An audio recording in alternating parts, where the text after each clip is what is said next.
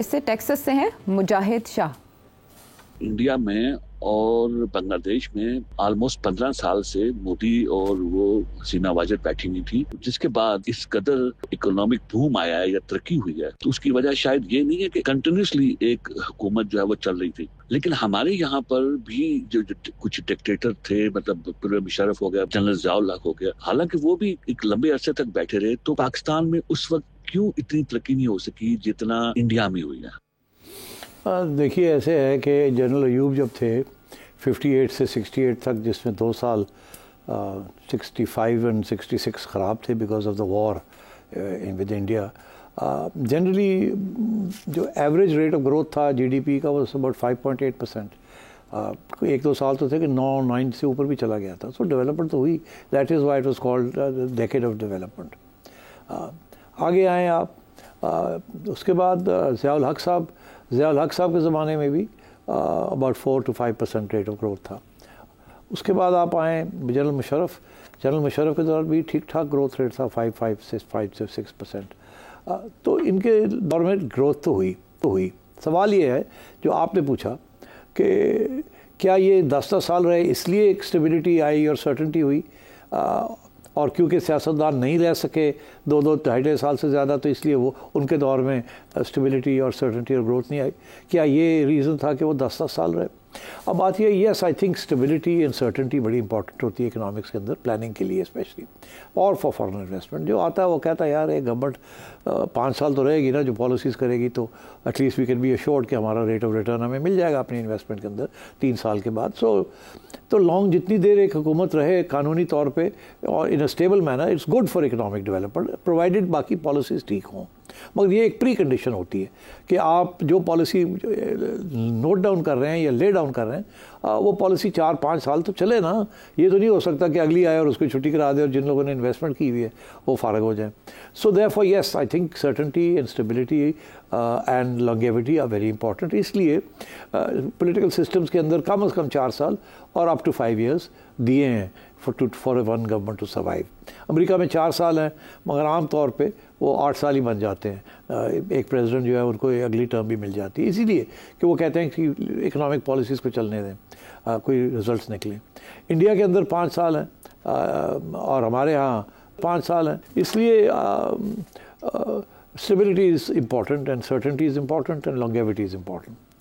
आइए अब कि क्या जो ये तीन मार्शल लॉ रेजीम्स थी, क्या इनके अंदर क्या चीज़ थी जिसकी वजह से ये ग्रोथ मिली?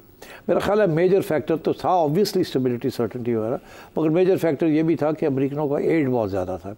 ये तीनों डेकेड्स ऐसी थी कि अमेरिकनों के इंटरेस्ट पाकिस्तान में बहुत ज़्यादा थे, और अयूब के ज़माने में अमेरिकनों का इंटरेस्ट था against the Soviet Union, Zia के ज़माने में in Afghanistan against the Soviet Union, और मुशर्रफ के ज़माने में द वॉर अगेंस्ट टेरर 9/11 के बाद Afghanistan and so on and so forth. तो जैसे वो डोनाल्ड ट्रंप कहता ना कि हमने 30 अरब डॉलर्स पाकिस्तान को दिए, हमें मिला क्या, तो डॉलर्स की वजह से काम चल रहा था यहाँ, और रेमिटेंसेस शुरू हो गए थे तो उनकी वजह से चल रहा था यहाँ, और पॉलिसीज़ जो थी वो स्टेबल थी।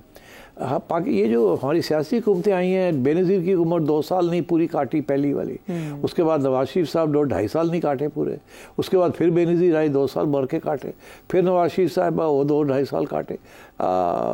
तो ये एक प्रॉब्लम रहा है कि इनको चलने नहीं दिया गया।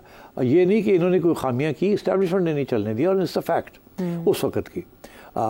इस दफ़ा जब इस्टेब्लिशमेंट की इसकी कोशिश थी कि खान साहब पूरा अपने टर्म पूरी करें, मगर वो अब खान साहब की हिमाकतें थी और प्रॉब्लम्स थे जिसकी वजह से वो पूरा काम ना हो सका। तो येस, आई थिंक सियासतदानों को मौका दिया जाता तो they would have been at least ये हालात ना होते। और वो यही कहते हैं कि हमें आप पूरा टर्म कंप्लीट करने देते तो फिर कम से कम हमारे गिले तो ना होते कि हमें क्यों निकाला, और आवाम को भी पता चल जाता कि हम डिलीवरी दे सकते हैं कि नहीं।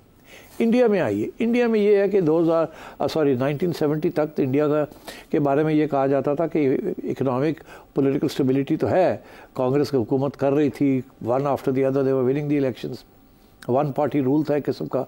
इमरजेंसी भी लगा दी जब पहली दफ़ा चैलेंज आया इंदिरा गांधी ने इन द लेट 60s। तो मगर वहाँ का जो इकोनॉमिक ग्रोथ थी वो 2% से ऊपर नहीं थी, इसलिए वो उनको कहा जाता है हिंदू रेट ऑफ ग्रोथ। हमारे यहाँ कहते थे कि ये तो बड़ी डायनामिक ग्रोथ कंट्री है। इंडिया के बारे में ये अंटिल 1970 यही था कि हिंदू रेट ऑफ ग्रोथ। उसके बड़े रीजंस हैं, वो किसी वक्त डिस्कस किया जा सकता है कि why was it 2% rate of growth. उनका जो इकोनॉमिक मॉडल था that was from the Soviet union model of a command economy. उन्होंने इम्पोर्ट शोर्ट्स और टेक्नोलॉजी ट्रांसफर बंद किए हुए थे, अपना सारा कुछ करना चाह रहे थे, जिसकी वजह से हैवी इंडस्ट्री लगा रहे थे। और हैवी इंडस्ट्री की जो जेस्टेशन पीरियड होता है वो बड़ा लंबा चौड़ा होता है। हमारे यहाँ कोई हैवी इंडस्ट्री नहीं मिली, हमें बाहर से पैसे मिल रहे थे, हम इंपोर्ट्स करके इंपोर्ट डिपेंडेंट हो गए। उन्होंने इंपोर्ट डिपेंडेंसी नहीं की, उन्होंने कहा हम अपने पाँव पे खड़े होंगे। उन्होंने पहले 20-30 साल जो है वो अपने पाँव पे खड़े होने में लगा दिए, जिसकी वजह से उनकी रेट ऑफ ग्रोथ जो था वो स्लो था। 1970 में उन्होंने, मनमोहन सिंह साहब उनके फाइनेंस मिनिस्टर थे, तो मनमोहन सिंह साहब ने देखा कि पाकिस्तान के अंदर 1990 के, नॉट 70, माजूर चाहता हूँ, 1990 में इंडिया ने फिर सोचा कि अब हम भी कुछ करें। उन्होंने देखा नवाज शरीफ का मॉडल क्या है। Nawaz Sharif was for privatisation. Manmohan Singh ने फिर ये 91 में प्राइवेटाइजेशन की पॉलिसी शुरू की और अबाउट टर्न किया, और वहाँ से फिर इंडिया का रेट ऑफ ग्रोथ जो है वो बढ़ना शुरू हुआ। इंपोर्ट्स जो हैं वो आने शुरू हुए, टेक्नोलॉजी ट्रांसफर शुरू हो गए, मार्केट बढ़नी शुरू हो गई, एक्सपोर्ट इकॉनमी बढ़नी शुरू हो गई, एंड सो ऑन। वो अपने पाँव पे खड़े हो चुके थे, इसलिए उन्हें कोई फिक्र नहीं था कि फिस्कल डिफिसिट जो है will lead to a current account deficit and so on and so forth. तो इसलिए उनके रिजर्व्स भी थे, सब कुछ था। तो मैं समझता हूँ कि इंडिया का जो इकोनॉमिक मॉडल था उसने पहले फ्रॉम 1947 टिल 1990 स्लो रखा उनको, मगर 90 के बाद बहुत तेज़ी से वो बढ़े आगे। और अब तक, और तीसरी चीज़ ये थी कि जब वो अपना बेस बना रहे थे, वो सिर्फ हैवी इंडस्ट्री का बेस नहीं बना रहे थे, वो तालीम का बेस भी बना रहे थे। That was very important. Population growth का बेस बना रहे थे, विमेंस एम्पावरमेंट का बना रहे थे, सेकुलरिज्म का बेस बना रहे थे। ऑल कंडीशंस जिसके साथ उनकी integration into the world global economy, private sector economy जो थी वो बड़ी रैपिडली होनी शुरू हो गई। हम यहाँ वो बिल्कुल नहीं कर रहे थे।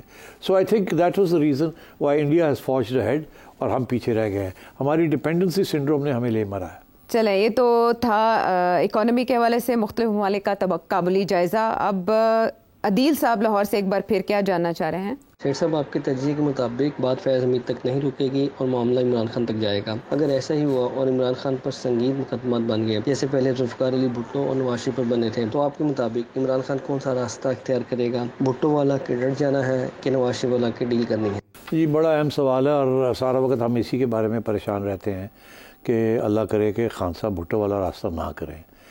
खान साहब अटैक करते हैं, फिर आर्मी चीफ को भी अटैक करते हैं, बाय नेम अटैक करते हैं। मेरा नहीं ख्याल this is a good idea. I don't think he should be doing this. Bhutto साहब को, जो जिन लोगों ने तारीख़ पढ़ी उनको पता होना चाहिए कि जब भुट्टो साहब को निकाला था ज़िया-उल हक ने, तो भुट्टो साहब को फिर जेल से छोड़ दिया कू के बाद, और वो लड़काना चले गए। वहाँ जाके उन्होंने एक स्पीच के अंदर, इलेक्शन कॉल हो गए थे, और उन्होंने वहाँ एक स्पीच के अंदर कहा कि मैं देख लूँगा इन जर्नलों को, मैं टांग दूँगा। वो फिर सोच बचा शुरू हो गई GSU में कि ये तो बंदा ठीक नहीं है, इसने तो आके इंतकामी कार्रवाई करनी है, so we have to do something, and I think that change the course of Pakistan history. तो मेरा ख्याल है इस किस्म की बयानबाजी नहीं करनी चाहिए, रास्ते खुले छोड़ने चाहिए। अभी आर्मी चीफ की तरफ से भी एक बहुत इंपॉर्टेंट स्टेटमेंट आया है कि हमें अपने ज़ाती नफ़रत जो है, पर्सनल हेट्रेड्स और पर्सनल, इसको अहमियत नहीं देनी चाहिए। यही कहा उन्होंने अभी कल ही ऐसी बात कही है। तो मेरा ख्याल है ये उनकी तरफ से इशारा है कि he is prepared to forgive and forget, provided Khan साहब भी थोड़ा सा अपनी नफ़रत जो उनकी है, जो कि सियासत के ऊपर नज़रअंदाज हो रही है, उसको ज़रा ख्याल किया जाए। खान साहब ने जवाब भी दिया इसका, और खान साहब जो हैं वो मेरा नहीं ख्याल अभी मूड में है, मगर मेरा ख्याल है वो एक सियासी पहलू भी हो सकता है। अभी ये जो सारी इनिशिएटिव शुरू हुआ है, जिसकी बात अब चार्टर ऑफ डेमोक्रेसी की बात हुई, मेरा ख्याल है कि अगर खान साहब इसमें हिस्सा लें तो ये सबका फ़ायदा है इसके अंदर। और मैंने अभी भी कहा कि मेरा नहीं ख्याल इस्टेब्लिशमेंट इसको अपोज करेगी। तो खान साहब को बात समझ आनी चाहिए। खान साहब के, पाकिस्तान के सबके इंटरेस्ट में यही है कि कोई रास्ता निकाला जाए, और खान साहब जो हैं उनके लिए रास्ता निकाला जाए। खान साहब अपने लिए रास्ते बंद कर रहे हैं, मगर वो कॉम्प्रोमाइज़ के बेसिस के ऊपर ही होगा। खान साहब बादशाह सलामत नहीं बन सकते, ना ही हम बनने देंगे उनको। ये मुल्क एक आइन के मुताबिक इसको चलना है, और अगर खान साहब आइन के मुताबिक नहीं चलेंगे तो फिर कोई भी नहीं चलेगा, ना इस्टेब्लिशमेंट चलेगी, ना सियासी जमातें चलेंगी, and then there will be chaos and anarchy. और दुनिया कह रही है failing state will become a failed state. तो अब खान साहब के ऊपर बहुत बड़ी जिम्मेदारी है। He has to negotiate an opening. अभी वो कभी कहते हैं कि अचकज़ई साहब जो है वो गवर्नमेंट के साथ बात करें, कभी कहते हैं अचकज़ई साहब इस्टेब्लिशमेंट के साथ बात करें, कभी कहते हैं मैं तो सिवाय इस्टेब्लिशमेंट के किसी और के साथ बात नहीं करूँगा। मेरा ख्याल है इस्टेब्लिशमेंट के साथ बात डायरेक्टली तो कोई भी ना करे, बेहतर यही है। अगर आप समझते हैं कि उनका रोल कम होना चाहिए तो आप सियासतदानों के साथ बैठ के बात करें, इकट्ठे मिलकर रास्ता निकालें। और मैं ये समझता हूँ कि इस्टेब्लिशमेंट सपोर्ट करेगी। कोई रीजनेबल रास्ता अगर आप निकालते हैं जिसके साथ इस्टेब्लिशमेंट को भी वे आउट मिल जाता है, लड़ाई झगड़े भी ख़त्म हो जाते हैं, स्टेबिलिटी भी आ जाती है, एक नई इलेक्शन भी हो जाती है। और अगर उस इलेक्शन में आवाम चाहती है कि खान साहब आ जाए तो खान साहब भी आ जाए, मगर एक तरीके के साथ ये सारी ट्रांजिशन हो, नफ़रत और हेट्रेड और वेंजेंस इसके बेसिस पे ना हो। ठीक है, मशवरा उनका अच्छा है तो सोचेंगे। बड़ी अच्छी प्यारी बातें। और दूरियां कम करने के लिए, नफ़रतें कम करने के लिए आर्मी चीफ की तरफ से एक बयान आया तो इमरान खान साहब ने भी कहा कि वो तो आपकी ज़िम्मेदारी है नफ़रतें कम करना, लेकिन मोदबाना तौर पर उन्होंने ये बात कही है। तो उम्मीद करते हैं, अच्छी उम्मीद रखते हैं। और भी बहुत से सवाल थे कि इन लड़ाई झगड़ों में पाकिस्तान का जो निज़ाम फरसुदा हो गया उसका क्या किया जा सकता है, लेकिन कहा जा रहा है कि वक्त हो गया ख़त्म।